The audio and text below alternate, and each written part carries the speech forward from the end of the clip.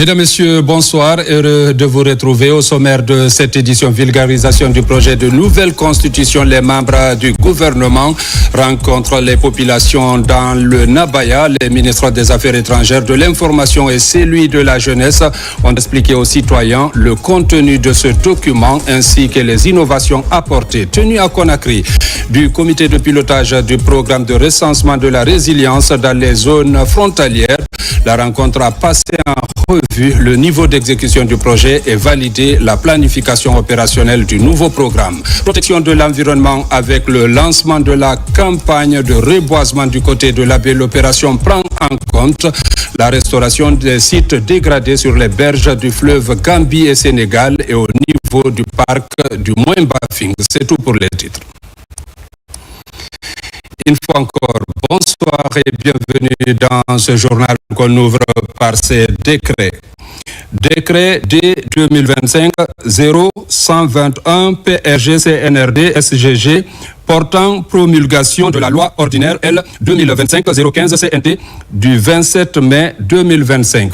Le président de la République, vu la charte de la transition, vu l'ordonnance 0-2021-001 PRG CNRD SGG du 16 septembre 2021 portant prorogation des lois nationales, des conventions, traités et accords internationaux en vigueur à la date du 5 septembre 2021, vu le communiqué numéro 01 du Comité national du Rassemblement pour le développement CNRD du 5 septembre 2021 portant prise effective du pouvoir par les forces de défense et de sécurité décrète. Article 1er. Est promulguée loi ordinaire L 2025-015 CNT du 27 mai 2025 portant autorisation de ratification de l'accord d'établissement du Centre international de la mangrove signé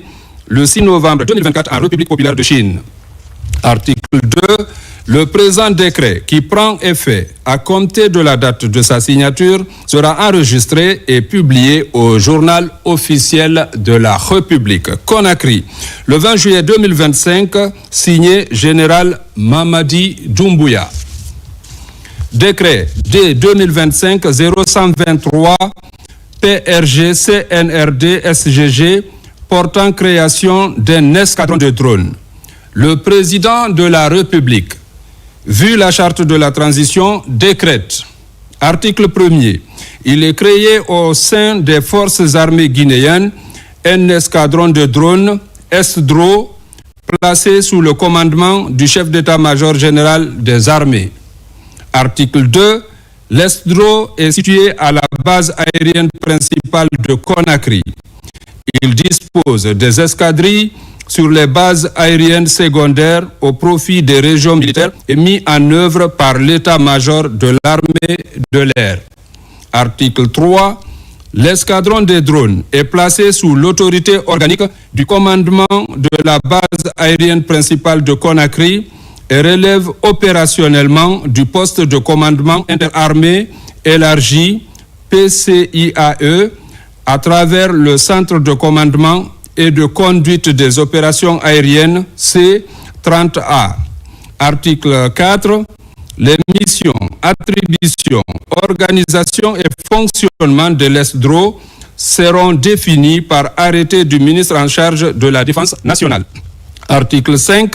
Le présent décret qui abroge toute disposition antérieure contraire prend effet à compter de la date de sa signature et sera enregistré et publié au journal officiel de la République. Conakry, le 21 juillet 2025, signé Général Mamadi Doumbouya. Dans l'actualité encore, cette rencontre historique dans la capitale libérienne entre les présidents des assemblées nationales des pays de la Manoriva Union. Cet événement marquant vise à finaliser le processus de mise en œuvre du Parlement de l'institution, une initiative qui promet de renforcer la coopération régionale et de promouvoir la paix et le développement durable dans cette partie de l'Afrique de l'Ouest. Compte rendu, Abdoulaye Ningelande Diallo. À Monrovia, Dr Dansa Kourouma est reçu par le président du Parlement de ce pays frère avec tous les honneurs dus à son rang. Il est venu prendre part au parachèvement du processus de mise en place du Parlement de la Manoriva Union, une autre idée d'intégration sous-régionale voulue par les présidents des parlements de la Guinée, du Libéria, de la Côte d'Ivoire et de la Sierra Leone. Sur ce podium, ils se succèdent pour partager leur vision sur l'avenir de cette représentation législative commune. Ce nouveau pari, qui est la volonté de bâtir ensemble un instrument institutionnel extrêmement important pour parachever et enraciner le processus d'intégration au sein de notre espace culturel, la Manoriva Union, la mise en place d'un organe législatif de l'Union. C'est un projet, c'est une initiative, c'est une perspective, mais aussi c'est un défi. Si ce projet est soutenu par nos chefs d'État, par nos peuples respectifs, c'est que nos pères fondateurs ont pensé de notre sous-région, ont pensé de l'avenir de nos 4 États, les défis seront à portée de main.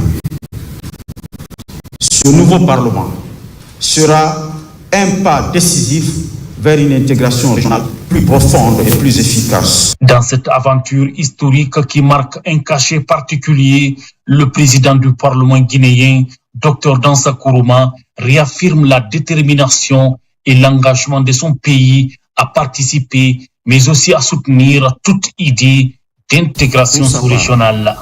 La République de Guinée, pays fondateur de l'Union, sous le vibrant leadership de son Excellence, Monsieur le Président de la République de Guinée, le général Mamadi Doumbouya, réaffirme son engagement sans réserve envers les idéaux de l'Union du fleuve Mano. Elle continuera de travailler pour une coopération renforcée, inclusive et axée sur les résultats. C'est l'occasion pour moi de réaffirmer, au nom du peuple de Guinée, dont nous sommes les représentants, que la Guinée est un pays d'intégration. La Guinée ne désintègre pas, la Guinée intègre. Le communiqué conjoint attend la création de cet organe législatif et publié et paraphé par les 4 présidents. Un acte qui représente une avancée significative vers une intégration régionale plus forte. Cette déclaration marque notre engagement ferme et partagé à œuvrer pour une union du fleuve Mano dotée d'un cadre d'échange ambitieux, représentatif, efficace au service des peuples.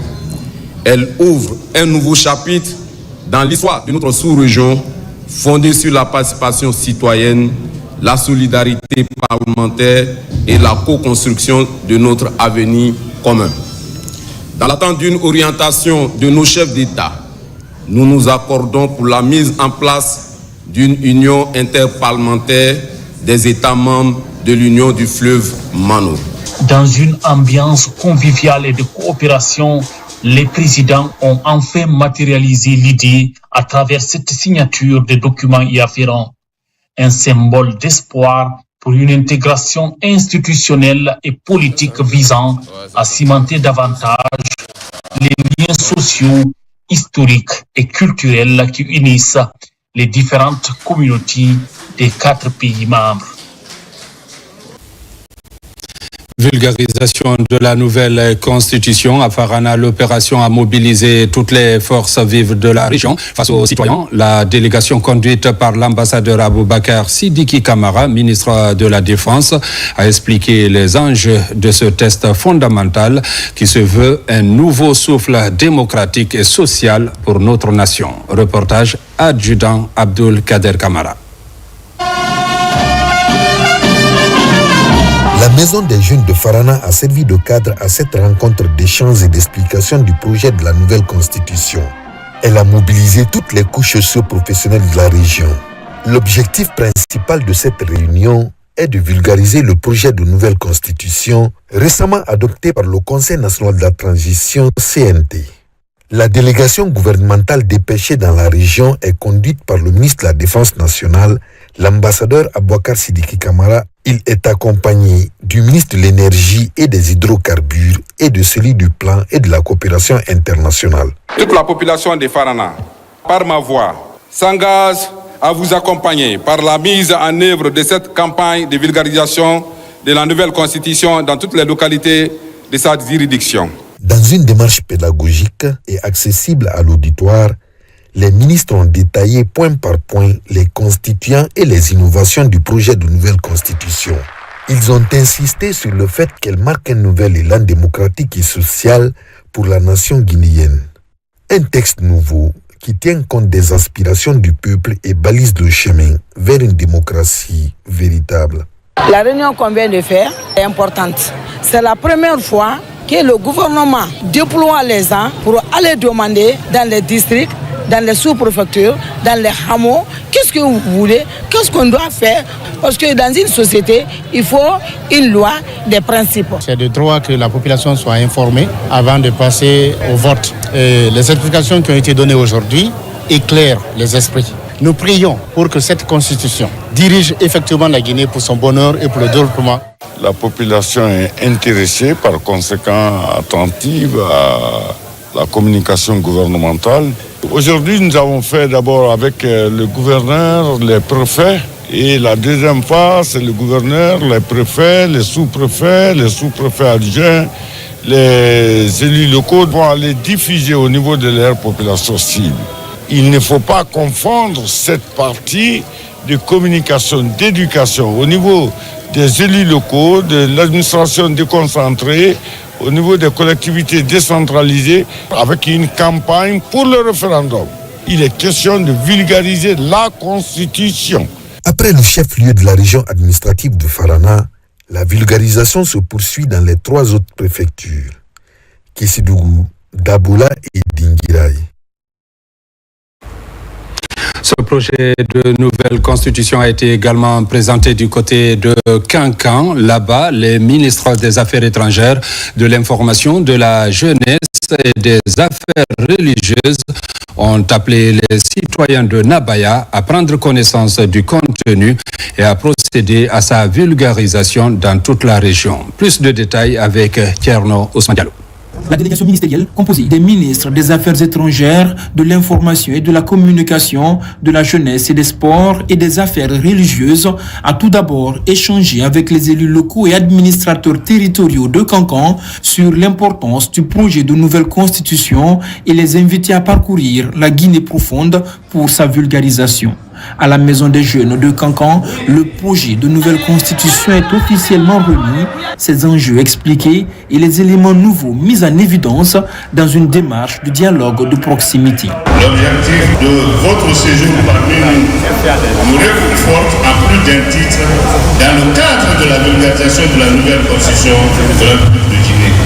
Les citoyens de la région de Kankan, par ma voix, saluent et apprécient cette initiative et promettent d'être à l'écoute de vos messages véhiculés. En plus d'être à votre écoute, ils m'ont chargé d'aller dire au président de la République, au chef de l'État, que la Haute-Guinée dit oui à la nouvelle constitution. Accepter cette nouvelle constitution, c'est accepter la paix, le vivre ensemble, l'unité nationale, l'inclusion sociale, la prospérité, le progrès et le développement, la stabilité, la tranquillité, l'ordre et la discipline, l'éducation, la formation et l'innovation. Bref, la renaissance de la Guinée. Excellences, messieurs de la délégation ministérielle, la population de Kankan ira au bout de ce combat de souveraineté. Au nom des membres du gouvernement présent, le ministre des Affaires étrangères a rappelé le processus qui a conduit à la rédaction de ce projet de nouvelle constitution et souligné son caractère inclusif. Il a lancé un appel à la mobilisation pour sa vulgarisation afin de franchir une des étapes cruciales vers le retour à l'ordre constitutionnel. La question qui s'était posée était la suivante. Qu'allons-nous avoir comme loi fondamentale, comme constitution, pour que plus jamais, cette constitution ne soit balafrée, conspuée, souvent jetée aux orties.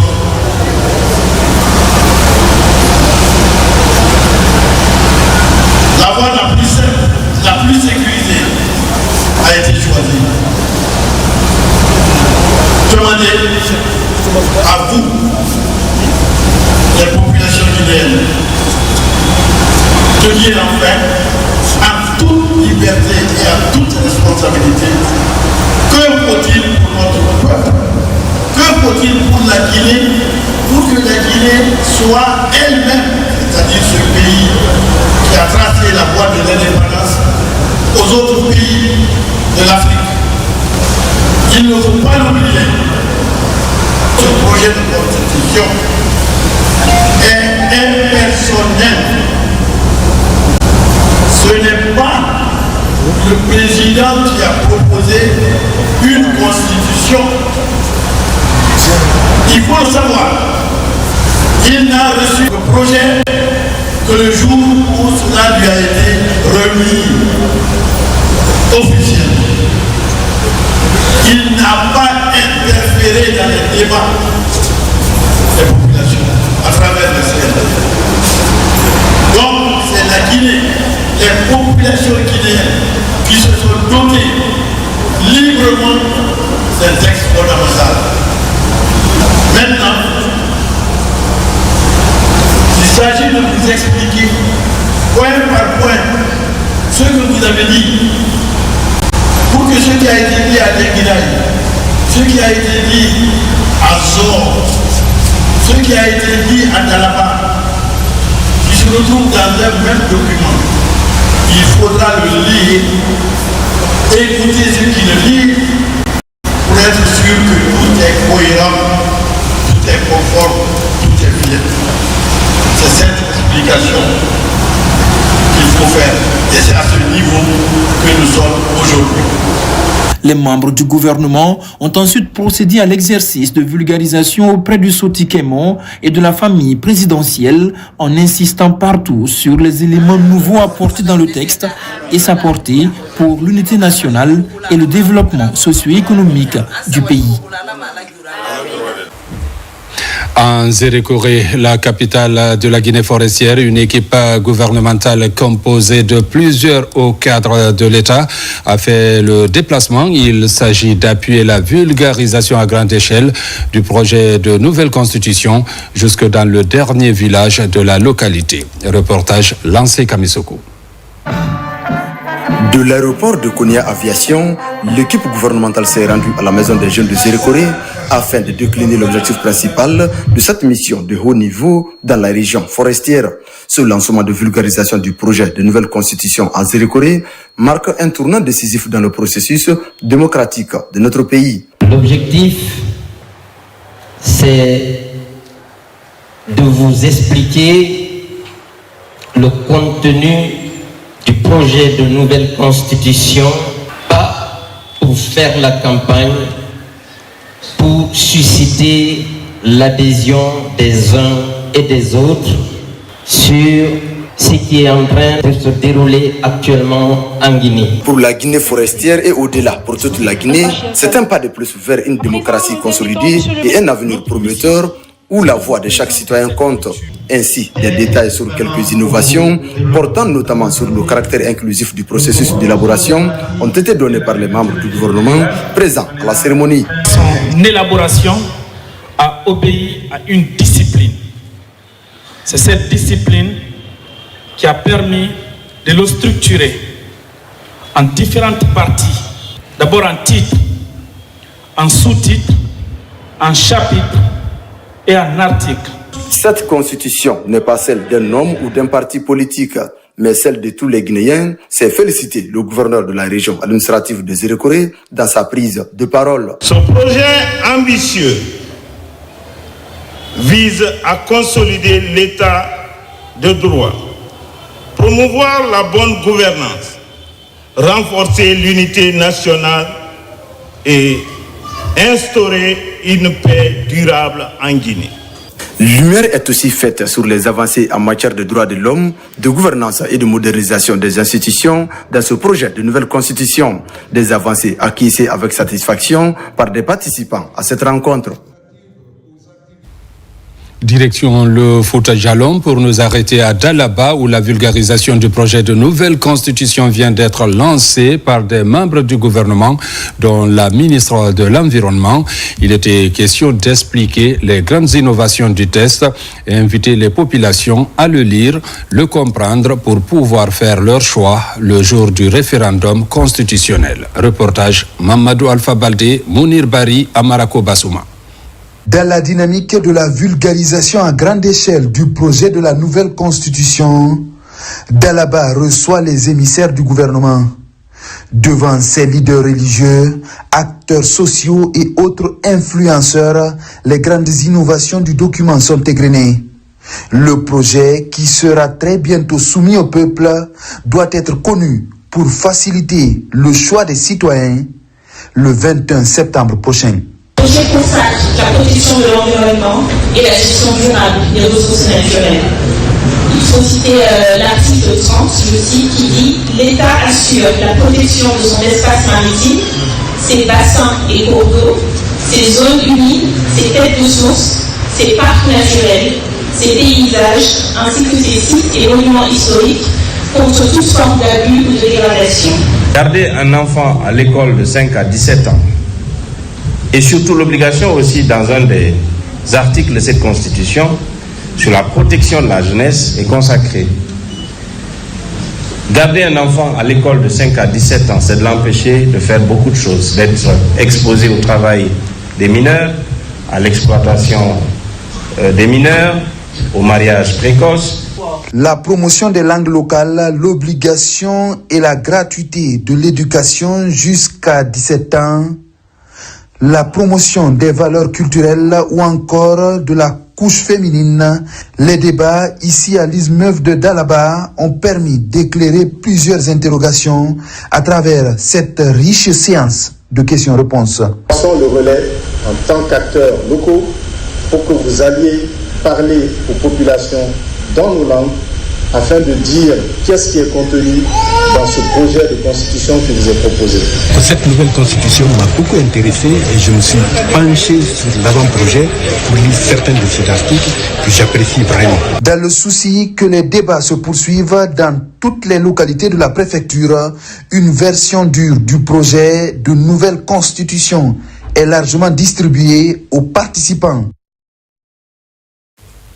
La coalition Woulada pour Mamadi Doumbouya est aussi sur le terrain pour permettre aux citoyens de Fadou Saba Kaboukaria de cerner les contours de la nouvelle constitution. Le ministre des Affaires étrangères était également au cœur de la mobilisation pour porter la voix du chef de l'État, général Mamadi Doumbouya. Reportage Toumani Siradjalou, Djamokaba. Dans le Woulada profond, Fadou Saba Kaboukaria. Aujourd'hui, la localité se lance dans une course à pied pour vulgariser la nouvelle constitution. Dans les rues, les slogans réaniment la flamme du sentiment patriotique pour apprécier le contenu de cette loi fondamentale. Sur cette place publique, une seule idée est défendue, permettre aux citoyens de Woulada d'être au même niveau d'information que ceux des grandes villes pour saisir les grandes innovations de la nouvelle constitution. Le peuple de Woulada, à travers la commande, dit un oui fort, engagé à la nouvelle constitution. Un oui pour la stabilité, un oui pour la paix, un oui pour l'avenir. La nouvelle constitution, nous disons oui car elle nous rassemble et nous ressemble. Et nous le promotons la démonstration retentissante de notre engagement avec les 100% de oui lors du référendum du 21 septembre 2025. Dans la marche vers le référendum, la participation des citoyens à la base est une priorité du chef de l'État. Pour traduire cette vision politique du président de la République, le ministre des Affaires étrangères est là pour expliquer les grandes lignes aux populations. Il s'agit de la nouvelle constitution et du 4e recensement général de la population et de l'habitation.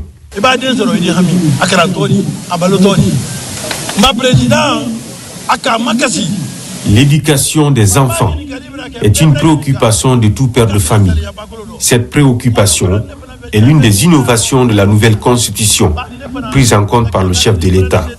Après le référendum, la gratuité de l'éducation sera une réalité en Guinée. Ici à Fadou Saba Kaboukaria, ce moment d'intense communion pour la cause du chef de l'État a permis de renforcer la fibre patriotique autour des grands enjeux du développement et du vivre ensemble. En première ligne, la nouvelle constitution. Les femmes de Oulada apprécient et valident la nouvelle constitution. Son contenu est vraiment séduisant. Merci au chef de l'État, général Mamadi Doumbouya. Au cœur de ce rendez-vous religieux, formuler des bénédictions à l'endroit du Tout-Puissant afin qu'il accorde plus de force au président de la République, général Mamadi Doumbouya. Le ministre de la Justice, accompagné de ses homologues de l'enseignement préuniversitaire, de l'habitat et celui de la culture État Labé, lors de la rencontre avec les administrateurs territoriaux, ces derniers ont été invités à s'approprier du contenu de la nouvelle constitution pour large vulgarisation. Compte rendu, Abdul Aziz Baldé. La ville de Labé accueille ce lundi 4 ministres de la République. Leur mission, expliquer le projet de nouvelle constitution aux habitants de la cité de Karmo-Kalfa Moulabi. Chers citoyens de Labé, ce projet de nouvelle constitution que nous vous présentons aujourd'hui est le fruit d'un travail rigoureux, transparent et participatif. Il vise à consolider l'état de droit, à renforcer les libertés fondamentales, à garantir l'indépendance des institutions et à assurer une gouvernance juste, plus proche du citoyen. Dans ce projet de nouvelle constitution, plusieurs opportunités s'offrent à la Guinée et au peuple. Pour voter une constitution, il faut savoir quels sont les bénéfices, les intérêts, les avantages que cette constitution apporte au pays, apporte à la population. C'est à cet exercice que nous nous sommes livrés. L'AB a parfaitement bien saisi les différents messages véhiculés. Quand vous êtes élu par exemple pour 5 ans, vous gouvernez peut-être 3 ans. Les 2 années qui restent, vous commencez à préparer la prochaine élection. Donc en fait, vous n'avez pas le temps matériel nécessaire pour déployer votre véritable gouvernance et donc pour poser des actes qui vont améliorer le quotidien de vos concitoyens. 7 ans permet d'avoir un peu plus de recul et de poser des actes qui vont véritablement propulser le développement de la Guinée. Ce projet, une fois adopté, reconnaîtra désormais les langues nationales avant de devenir un vecteur de rassemblement autour des valeurs partagées. Et le grand avantage qui est global, c'est celui d'amener l'État à prendre ses responsabilités vis-à-vis des jeunes de Guinée, des enfants de Guinée, de 3 à 17 ans. Les gens ne mesurent peut-être pas toutes les retombées d'une telle mesure, mais elle a des retombées sociales, parce qu'elle garde des jeunes adolescents dans le système scolaire. Elle a des retombées économiques parce qu'elle prépare ces jeunes mieux à leur intégration dans la société. La question d'accès universel aux soins de santé est prise en compte dans ce projet de constitution. L'unicité et l'égalité des citoyens devant la loi est réglée dans cette constitution. Et la neutralité, l'impartialité des gouvernants, quel que soit le niveau où ils se retrouvent vis-à-vis des citoyens, est réglée dans cette constitution. Le ministre Jean-Paul Sédi et ses collègues invitent les administrateurs territoriaux à jouer pleinement leur rôle dans la campagne de vulgarisation et de sensibilisation de cet outil. Et puis le projet inclusivité électorale de StatVive International vient de lancer ses activités à Kindia. Un moment pour StatVive International de procéder à l'ouverture de son antenne préfectorale. La cérémonie a mobilisé autorités régionales, préfectorales et communales de Kindia. Reportage Moussa Kouyaté. StatVive International s'implique dans la vulgarisation du projet de la nouvelle loi fondamentale à Kindia, au pied du Mont Gangan, d'où le lancement de son projet d'inclusivité électorale à travers l'éducation civique et électorale dans la ville des agrumes. C'est important, dans un premier temps, de leur expliquer le contenu de la loi mère, donc qui est la loi fondamentale, qui est la nouvelle constitution, le projet de constitution. Donc nous allons porter ce projet de constitution auprès des populations qui sont dans des localités qui ne sont pas facilement accessibles. Donc le projet va couvrir dans un premier temps les sous-préfectures de Kindia et nous comptons le mener pendant 12 mois. Mais au-delà du projet de constitution, nous allons également travailler sur les lois électorales. La Guinée a une base parce qu'il faut procéder à la sensibilisation. Donc sincèrement, le projet, après son lancement, la commune aura pour rôle vraiment d'inviter non seulement les quartiers et les districts. Alors donc pour pouvoir vraiment mener à bien pour que la sensibilisation soit là et que réellement le projet réussisse à 100% par rapport à son objectif. Cette initiative a été rendue possible grâce au concours des partenaires de la Guinée. Il y a besoin de l'éducation civique parce que la population doit savoir leurs droits et leurs devoirs. Et donc je pense que pour nous, on attend que le projet, pour le moment qui vise Kindia, la région de Kindia, que ça ne s'arrête pas ici, que ça continue. Nous sommes très satisfaits de voir que certains acteurs de la société civile se sont appropriés le concept de la nouvelle constitution au point qu'ils sont aujourd'hui prêts à vulgariser aussi, à venir en appui dans ce travail de vulgarisation. StatVu International va déployer ses agents auprès des communes rurales de Kindia pour bien mener les opérations sur le terrain. La cérémonie a pris fin par l'inauguration de son siège au quartier Yabara à Kindia. La vulgarisation de la nouvelle constitution interpelle tous les Guinéens. Les cadres de l'ANAIM ont procédé à une sensibilisation de masse pour expliquer aux populations de Boké et Bofa les innovations apportées dans ce document de 199 articles. Reportage Aboubakar Diaby, Souleymane Kaba. La campagne de vulgarisation du projet de nouvelle constitution s'intensifie dans la région administrative de Boké. Une forte délégation de la Direction générale de l'Agence nationale d'aménagement des infrastructures minières mène ses activités de vulgarisation sur le terrain. Il arrive aujourd'hui qu'ANAIM revienne vers l'autorité préfectorale pour faire cette activité de vulgarisation de la nouvelle constitution. Ce n'est pas quelque chose d'étonnant. Ce n'est qu'un devoir moral dont ANAIM s'acquitte. L'ANAIM est là pour vulgariser la nouvelle constitution de notre pays qui sera votée le 21 septembre prochain.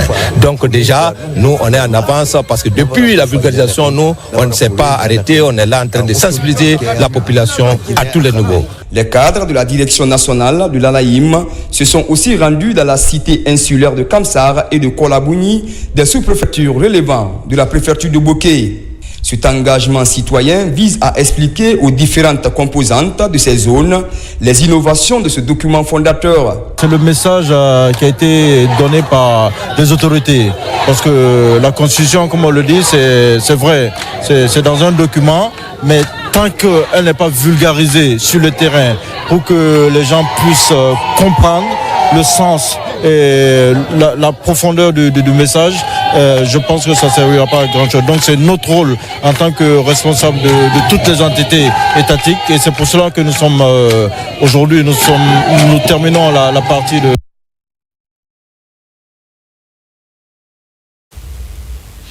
En plus bref, le gouvernorat de la ville de Conakry a le plaisir de vous convier au lancement officiel de la campagne de vulgarisation de la nouvelle constitution ce mardi 22 juillet 2025 au Palais du Peuple à partir de 9h sous la présidence de son Excellence, Monsieur le Premier ministre, chef du gouvernement.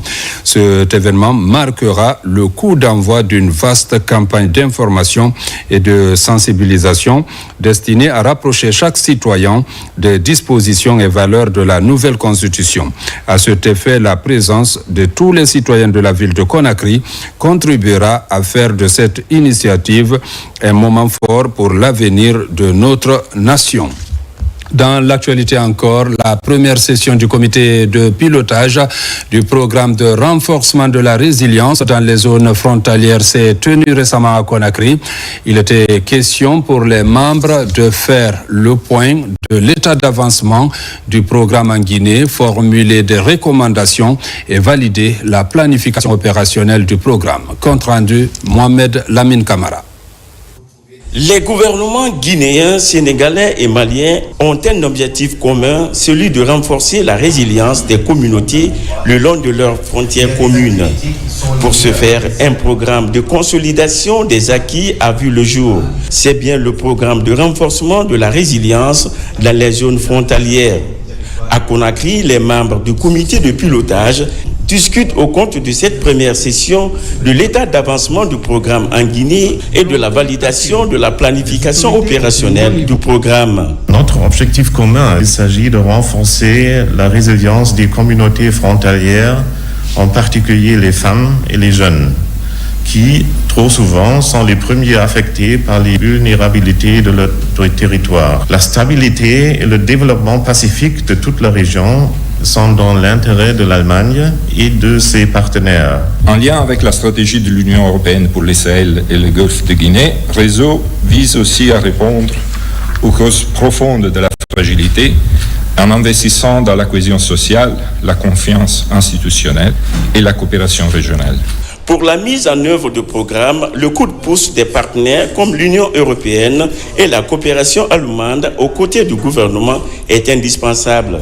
Ce qui fait de ce programme Réseau un instrument efficace pour renforcer la gouvernance des frontières entre les trois États.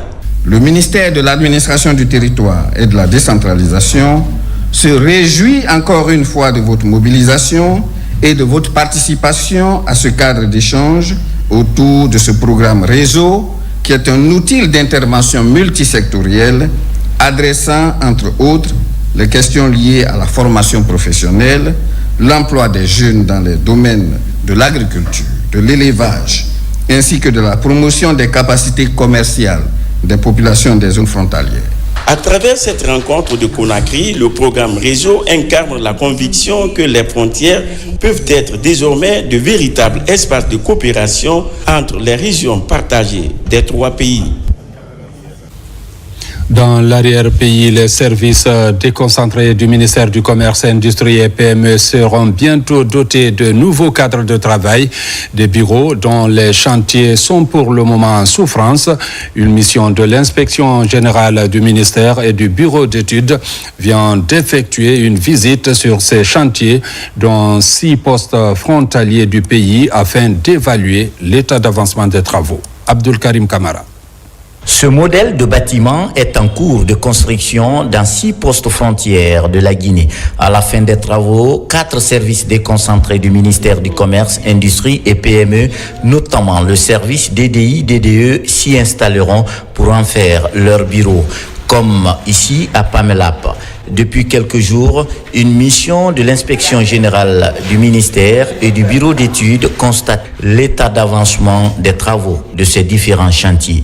On devrait rendre ce chantier-là depuis 1 mois. Depuis qu'on nous a donné l'avance de démarrage qui était à 15%, jusqu'à présent, on n'a reçu aucun paiement. Donc, nous présentons notre doléance auprès du gouvernement pour qu'on puisse recevoir au moins les décomptes pour pouvoir régler les travailleurs, la banque, parce qu'une entreprise, tu travailles forcément avec les banques. Dès le début, à chaque étape de la construction, nous validons en fonction des recommandations du TDR. Donc tout se passe convenablement selon les règles de l'art définies. C'est ce problème financier qui se pose, c'est ce qui cause le retard actuel. Pour l'entreprise en charge des travaux du bâtiment de Pamelap, les grosses œuvres sont exécutées à 100%, mais dans l'ensemble, les travaux sont à 85%. Ici, la mission de l'inspection générale salue les efforts de l'entreprise. Au jour d'aujourd'hui, l'entreprise a fait vraiment le maximum d'elle-même. Et il a eu reçu un pourcentage qui doit être augmenté. Et en ce qui concerne maintenant la finition du travail, il faudrait que le ministère du Commerce aussi, qu'on essaye de faire les 80% de financement. Le service DDI-DDE est le maître d'ouvrage des travaux et le bâtiment comportera un bureau, une salle de réunion, une salle à manger au rez-de-chaussée et 6 autres bureaux à l'étage. Professionnalisation de la couche juvénile dans le domaine minier. À Sigiri, plus d'une centaine de jeunes entrent de plein pied dans le marché de l'emploi. Cela après une série de formations basées sur la conduite des engins lourds et légers opérant dans les carrières des différentes sociétés minières. Reportage Elhaj Fodé Bangali Fofana. C'est un tremplin pour ces jeunes au terme des cours théoriques et pratiques axés sur la conduite des engins lourds et légers indispensables à l'exploitation minière.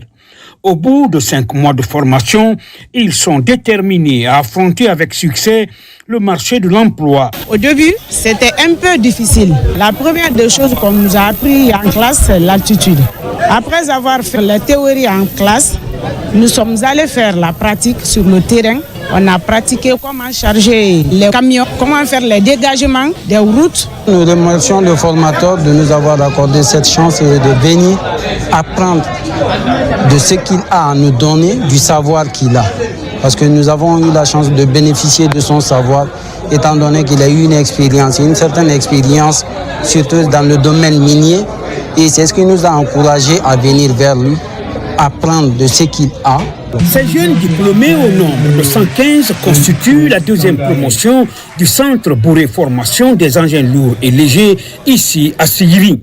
Un bijou mis à disposition par un fils du terroir pour aider les jeunes à trouver des activités de substitution à leur paillage très répandues dans cette localité. Montrer à l'État que vraiment ma participation pour gérer la jeunesse, pour aider la jeunesse, pour aider à former nos jeunes, un jour pour qu'ils puissent être indépendants d'eux-mêmes. Avant, les jeunes de Sigiri étaient vraiment perdus dans les mines d'or.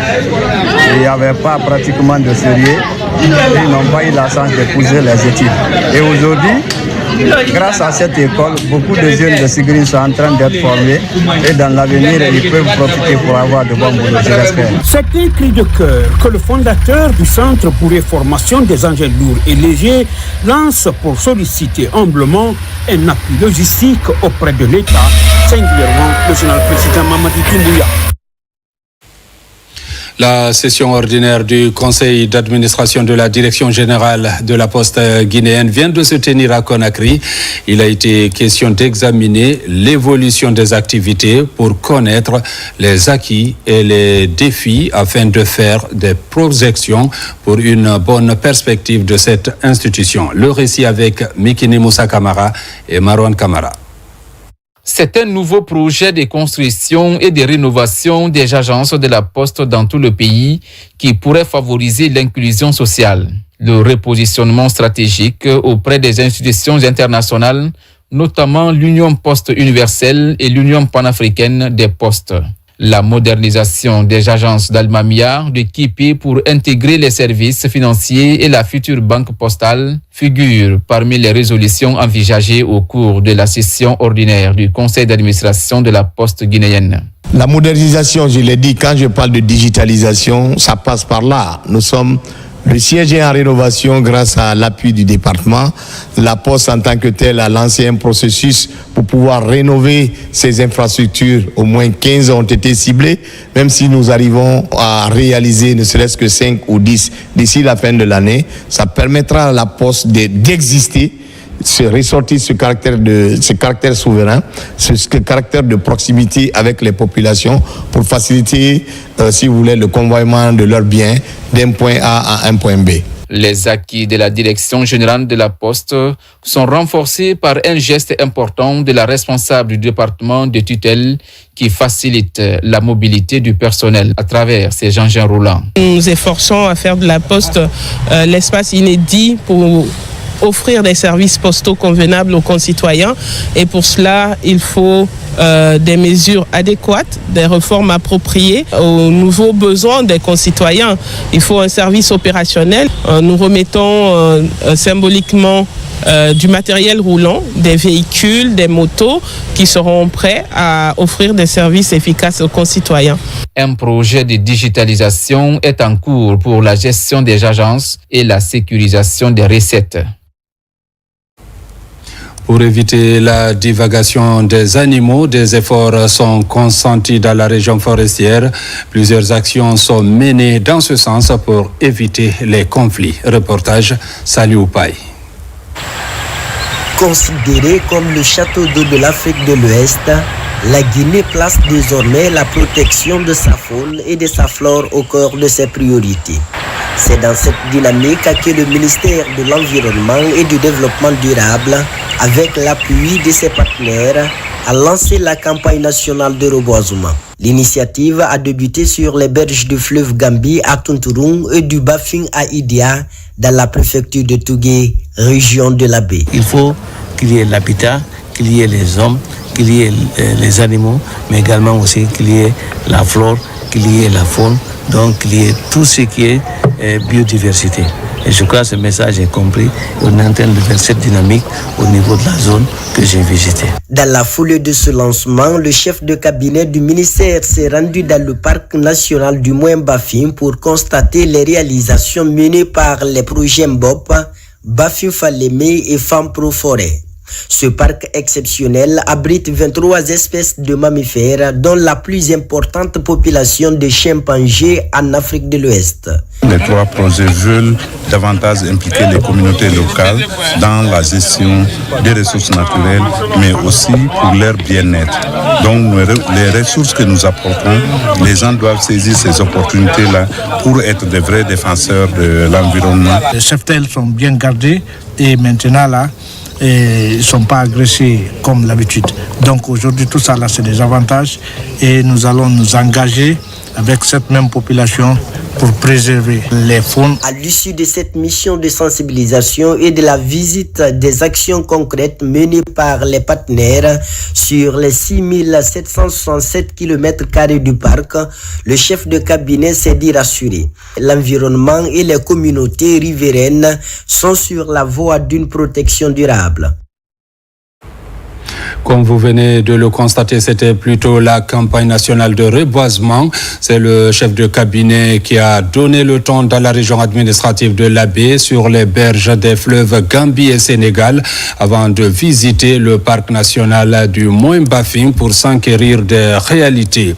Une entente est trouvée entre éleveurs et agriculteurs pour éviter la divagation des animaux. Des efforts sont consentis dans la région forestière pour plusieurs actions sont aussi menées dans ce sens. Reportage Mamadou Saliou Paye. C'est une rencontre qui mobilise les autorités locales, leaders communautaires ainsi que les principaux acteurs du monde rural, notamment les agriculteurs et les éleveurs. Elle s'inscrit dans une dynamique de dialogue, de prévention et de recherche de solutions durables en faveur d'une cohabitation pacifique entre les différentes parties prenantes. Nos préoccupations aujourd'hui, actuellement, c'est quoi? Il y a des éleveurs guinéens, ils prennent aujourd'hui les zébus des hommes de transmasse pour faire la fusion dans leur parc. Et c'est ça qui rend le travail difficile. On est content de la mission de son déplacement. Bon, il a bien parlé entre nous et le Gdibaté. Maintenant, notre éleveur, ce qu'ils ont dit que les gens n'ont qu'à laisser à tuer notre bébé. On est content de ça. Maintenant aussi, on va dire à notre éleveur, il n'a qu'à bien garder le bébé. À travers cette initiative, la Chambre régionale d'agriculture réaffirme sa mission d'accompagnement des acteurs du monde rural dans la promotion du développement durable, de la paix et du vivre ensemble au sud de la Guinée. Agriculteurs et éleveurs doivent être ensemble. Quand il y a un problème, ça doit être réglé à l'amiable. Avec la sensibilisation, les choses vont changer, ils vont s'attendre entre eux, les éleveurs vont connaître leur place, les agriculteurs vont connaître leur place. Je remercie les missionnaires qui sont venus pour sensibiliser les deux parties, à savoir les agriculteurs et les éleveurs. Vraiment, sans leur aide, nous ne pourrons rien. Cette campagne de sensibilisation se poursuivra dans d'autres localités de la région, conformément aux mêmes problématiques. Mesdames, Messieurs, c'est la fin de cette édition. Merci de l'avoir suivi et bonne suite de programmes sur la télévision nationale.